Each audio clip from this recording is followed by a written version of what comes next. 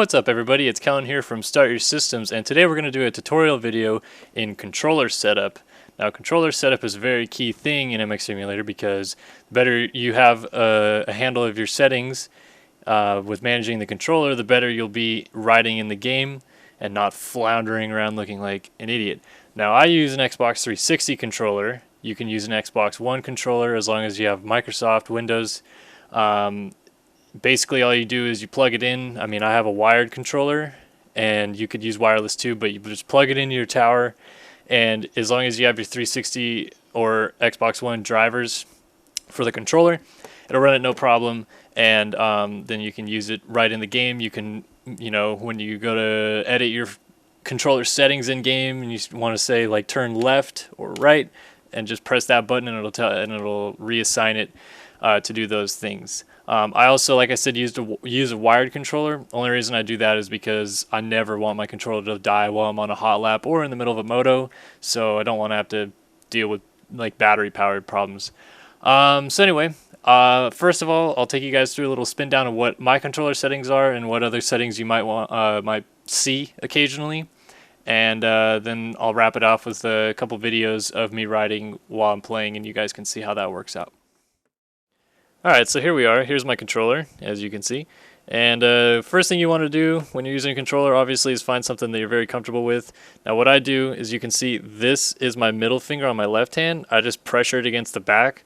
That's something that I just got comfortable with, because on the top of this, I use this finger for these two buttons. I never use these buttons at the same time for any particular reason, so I do that.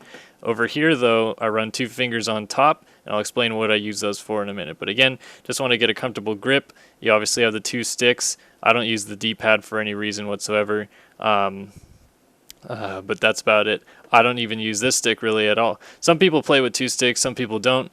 It's just whatever your style is. Again, this I use for right, left as usual, up, down with the rider, and just the usual stuff. Get the lean power and stuff with one stick. Never was able to get used to running two sticks.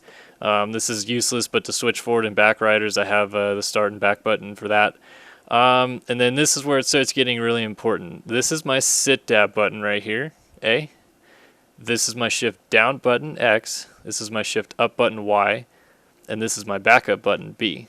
So when I'm shifting up, I'll be using Y, shifting down using X, and getting into a corner, I have sticky sit dab on. So when you get into a corner and you have sticky sit dab on, you hit A, you sit down, you hit A again, you stand back up.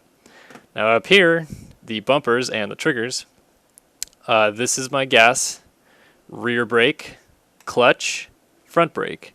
Now this is a really peculiar setup. Nobody I know I've ever ran into runs a right bumper front brake. I do that because when I started playing the game, I figured, alright, well, the front brake is on the right side of the handlebar. I want to run it on that side because I have the throttle back here. I never thought about the fact that you would probably need different levels of braking torque on your front brake coming into a corner. So I just always stuck with that. But a lot of people tend to run their front brake here and then their rear brake on either the bumpers or something else. But that just means so when they come into the corner, they don't over front brake because they have more control. Whereas here it's just a button. But that's my setup. And you can see how I hold the controller, how I play, and we'll stay in this camera as I start playing the game, and you guys can see what it looks like.